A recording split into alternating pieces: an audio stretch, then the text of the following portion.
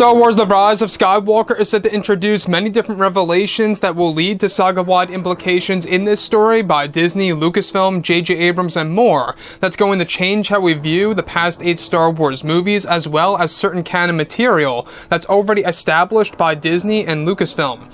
This is Mike Zero. Make sure to subscribe if you're new to the channel for future Star Wars content. Now, like I say, 108 days to go until Episode 9. It's not that far off. We've got just below 4 months until the release of Episode 9, and it is so exciting the fact that we are getting closer with each and every month until release of this movie. Now, on top of all of this, we do know that J.J. Abrams wants to make this the darkest Star Wars film to date by adding on new mediums to the Star Wars franchise. We're talking about explaining the wills, the netherworld, the dark side, the origins of it all, as well as the galaxy, and the list goes on. Now, these past couple of weeks or so, we've been learning a whole lot more about this film, and when it all comes down to one of the concept art descriptions, this is where things begin to get very exciting for Episode 9.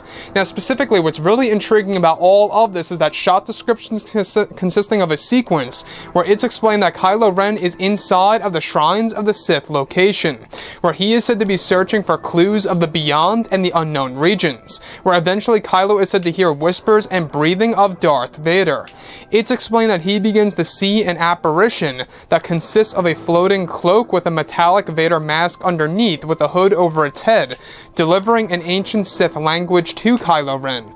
It's explained that the Dark Acolytes were responsible for resurrecting a part of Darth Vader's spirit, since the charred armor of Vader they once owned was said to have still had dark side energy connected to it all, and that part of Vader was still attached to this. It's explained, however, that this version of the Sith Wraith of Vader is not able to possess a body or host in its path, however can appear to dark side users or those who hold a darkness within themselves. It's said that the origins of the dark side will be unveiled to Kylo as he follows the Vader apparition down to another level below the Shrines of the Sith to a Sith cave full of secrets. So let's go over a couple of parts about this. Now, first things first, what's very inspiring about this is that this is, of course, once again, borrowing elements from Star Wars Episode 7 material that never made it to the final cut of the movie by JJ.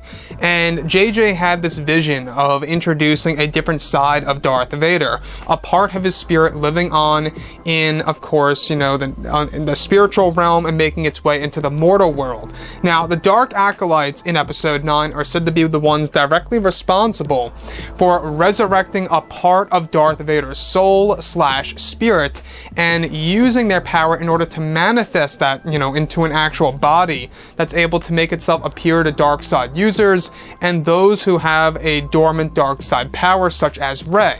Now, if you guys go ahead and listen to the second teaser trailer of Episode 9, you will hear the whispers and breathing of Darth Vader. Most likely it has all to do with exactly this, which is, of course, the Darth Vader apparition that appears before Kylo Ren within the Shrines of the Sith location. But this is where it gets creepy, is that this Vader apparition is said to speak in a Sith language.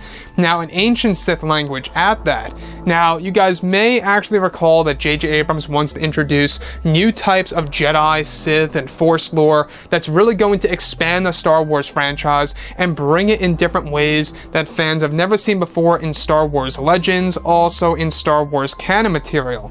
So this is going to be very interesting to see exactly, how the concepts of resurrection, possession, and everything about revival in Episode 9 is really going to be used in the actual story of this movie, and how it's really going to benefit the characters of Kylo Ren, Rey, etc. Now, the other piece that I do want to go over is that the Vader apparition is said to lead Kylo Ren below the Shrines of the Sith location that is actually said to already be below the Dark Spire. Now, this is said to be an ancient Sith cave, a place full of secrets and more relics and artifacts that date back many years before the events of Episode 1, The Phantom Menace. So you can really see what JJ is trying to do here. He is really trying to introduce new Sith lore by use of also using a new piece of Darth Vader that fans have never seen before on the big screen.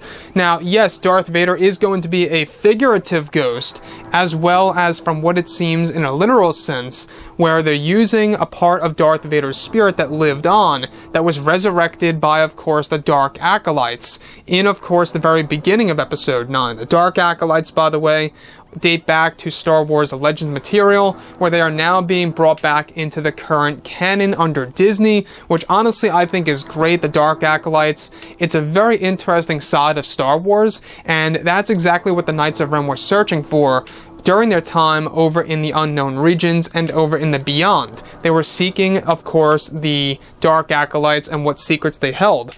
So anyways, guys, drop a comment below. Let me know what you think about all this in the comments. And if you guys did enjoy the content for today, do make sure to drop a thumbs up on this video to support the channel. I thank you all so very much for the kind support, and I'll catch you guys next time.